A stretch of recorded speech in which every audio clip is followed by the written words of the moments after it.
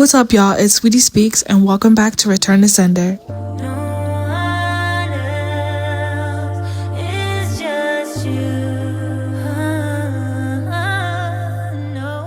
So today, I just wanted to update you guys on how I'm doing personally on my journey and how I've been doing so far and where I'm at right now in my life. So I'm not gonna lie, last week I had one of the lowest weeks I've had in a while, and my low looks like I'm in bed for a couple days, I'm a little depressed, and when I'm in bed and I'm feeling that way, I don't shower, I don't brush my teeth, none of that. I completely stop taking care of myself, and it's rare that I go that low, but it still happens. I did a lot of shadow work this past weekend, and it was tough, but I'm glad that I got to the bottom of a lot of things. And I also have a mentor who I am so grateful to have. Ultimately, this comes from me always ending up in the same spot, right? So I always find myself right where I started, which is feeling lonely, not feeling worthy, all of these things that I hate feeling. And me, especially as I am working to be a mentor, these are things that I'm realizing that I have to overcome myself, because first of all, if I've never felt these things, how would I be able to help people overcome these things? And so right now I feel like I'm going through a lot of things that are weighing heavy on my spirit. Even though sometimes I feel like giving up, I am grateful that I never choose to give up, because despite it being hard, I know that in the end, man, the testimony that I will have, the wealth that will come, the people that I have not yet met that will love me, I am so looking forward to that future of mine. And growing up, okay, I guess I'll tell you a little bit about my life growing up. So growing up, I was raised very Christian, very religious. It was almost by the book. And I feel like though my grandmother was trying to teach me to fear God, she was teaching me to fear the devil. And there was a lot of demonic movies about possessions and them being healed or delivered or whatever, and then her telling me like that this can happen to you. And so I grew up very scared. And while those things may be true in a different form, it brought fear in my heart. And so in the end, I was more fearful of the devil than I was of God. And that wasn't the intention, but that came to be so. So I grew up with a lot of anxiety because I was fearful of going to hell. I was fearful that if I forgot to repent that night and I died in my sleep, I was going straight to hell despite the person that I was. And so I grew up trying to be the best. I grew up trying to be a good girl. I grew up trying to be the teacher's pet. And I thought that it would gain me acceptance from my family, and I never got that. To this day, I still deal with perfectionism, and I still deal with being extremely hard on myself because that is the program that was given to me.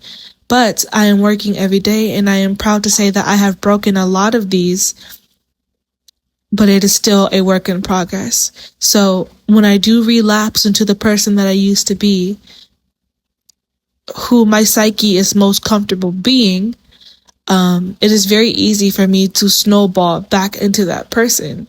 But having someone to keep me accountable, like my mentor, like my best friend, that is very crucial in those times for me.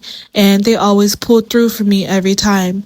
I always think of that quote that God says, somewhere in Ecclesiastes, woe to the man that falls that has no one to pick him up. There's two is better than one. 3 strands is harder to break than one. And I truly believe in that, because I'm really big on community and I'm really big on helping, because we need each other and we're all that we got. And when you don't have anyone to pick you up, you fall deeper into the pit than you would have fallen if you had someone in your corner. And I believe that God never leaves you alone. So even in times that I felt alone, I was always forgetting someone who is in my corner. And honestly, when we go through things, I think can get into the way of reaching out for help. But truth is, no man is strong by themselves.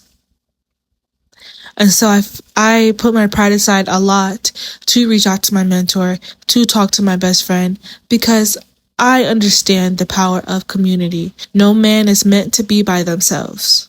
And it's not good, and it's not good to isolate. And though depression likes to do that to people, when I'm depressed, the first thing that will happen is I will isolate myself.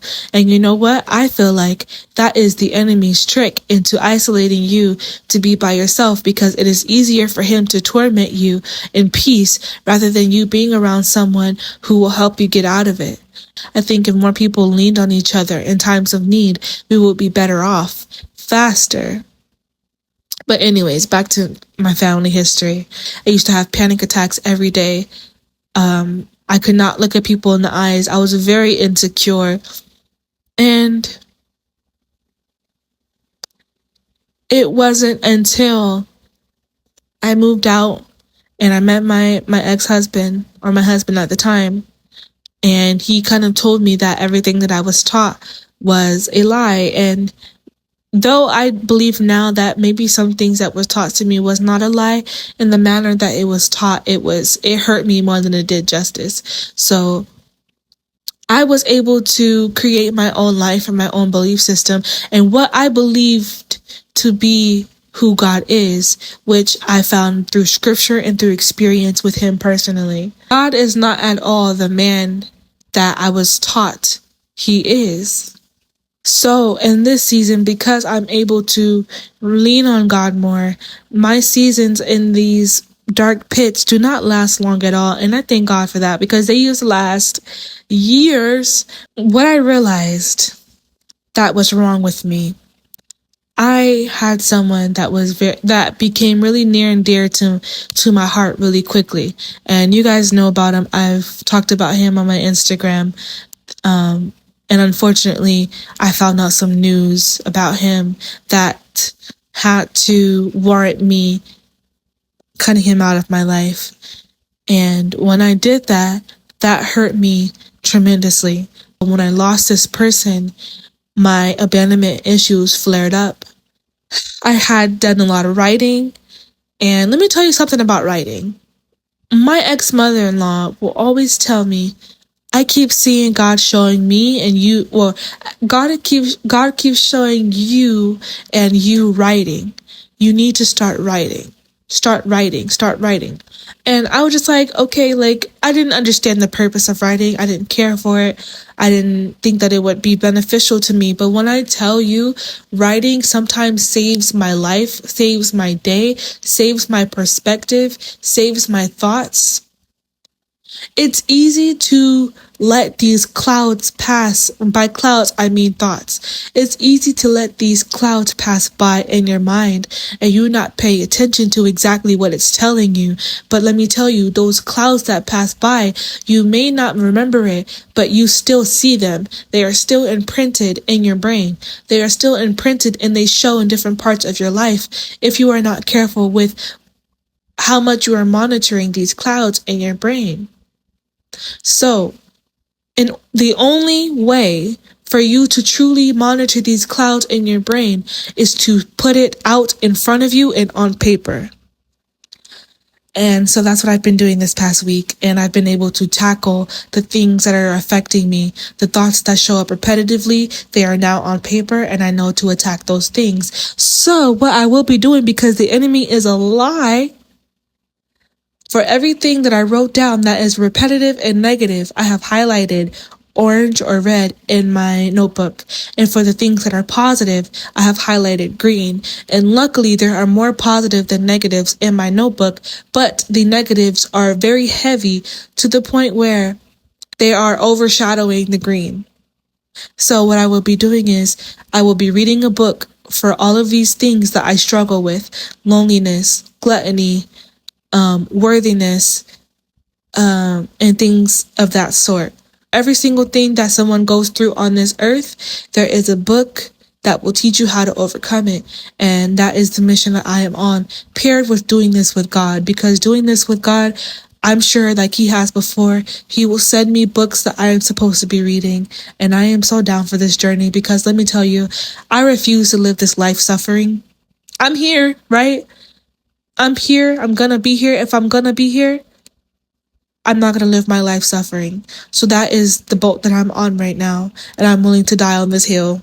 Okay? After talking to my mentor and me being over dramatic about my life, woe is me, everything is going wrong, she reminded me how much I've grown from the 8-9 months that we've been talking. And she writes down everything that I do per week to monitor how well I'm doing. And she just reminded me that, hey, look, you're still on the right track. You are still getting things done. You still did what you needed to do. Nothing has gone wrong here. I love when she says that. Nothing has gone wrong here.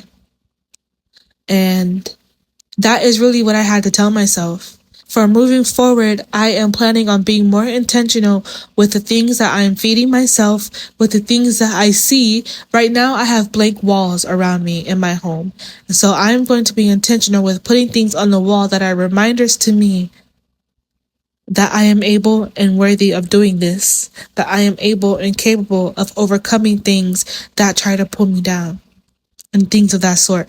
Bible scriptures, pictures that make me feel good. Not only that, but I worked out today. And that may be simple, but I worked out for the first time today in a long time, like really work out. And I felt amazing because it clicked for me. I realized that working out is truly and only for you, for me. When I was working out, I felt like I was doing this for me. I realized there's so much that I'm leaving behind, and it urges me to look back to see what I'm leaving behind. But I can finally say that the things that I am looking forward to are more exciting than the things that I am leaving behind. And that I am so grateful for. So that is where I am in my life right now. Thanks for listening to my story, and thank you for listening and being here in general. My name is Sweetie Speaks, and you are listening to Return to Sender. I will see you in the next episode.